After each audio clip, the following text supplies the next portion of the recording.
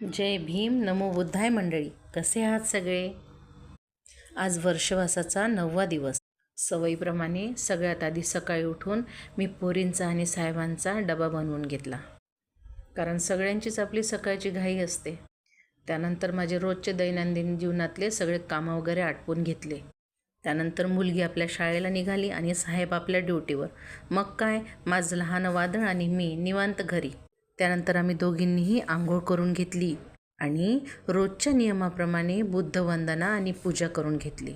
आणि त्यानंतर 2-3 दिवसातला असा एखादा दिवस येतोच की मी घरच्या लोकांसोबत फोनवर बोलते. तर निवांत बहिणीसोबत थोड्या गप्पा मारल्या, गावांच्या लोकांची माणसांची चौकशी केली, कारण मी आपल्या मायदेशापासून दूर इथे दिल्लीमध्ये राहते. घरच्यांची, आपल्या माहेरच्या माणसांची, आपल्या लोकांची विचारपूस केली की मनाला थोडी शांती वाटते. जणू असं वाटते 10 मिनिटासाठी मी माझ्या घरीच गेलेली आहे. माझं हे दिल्लीतलं जे एकटेपण आहे ते थोड्या वेळासाठी दूर होतं.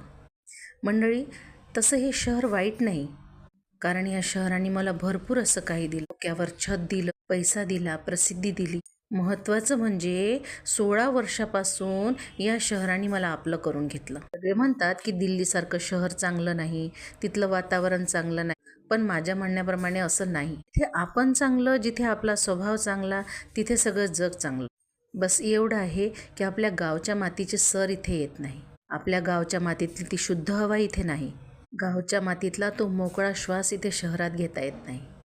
पण काय असो, आता आपल्या लेकरांना उज्ज्वल भविष्य देण्यासाठी काहीतरी माणसाला त्याग करावाच लागतो. वाजवीपेक्षा थोडासा जास्त पैसा कमावायचा म्हटलं की माणूस शहराकडेच धाव घेतो. पण कितीही झालं ना तरी मला माझं गाव या शहरापेक्षा खूप प्रिय आहे. आणि मलाच नाही, माझ्या साहेबांना, माझ्या मुलींना, सगळ्यांना गावाकडची ओढ आहे.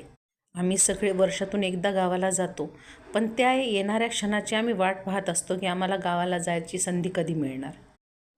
चला असो, संध्याकाळी पुन्हा आम्ही पूजा आणि वंदना करून घेतली. साहेबांना काही जास्त जेवायची इच्छा नव्हतीच, म्हणून त्यांच्यासाठी मी डाळ भात बनवला आणि स्वतःसाठी काकडी घालून थोडं मसाल्याचं ताक बनवलं. नंतर सगळा पसारा आवरून माझ्या वादळासोबत थोडी मस्ती केली. असा संपला आमचा दिवस. बाय बाय, गुड नाईट, भवतु सब्ब मंगल.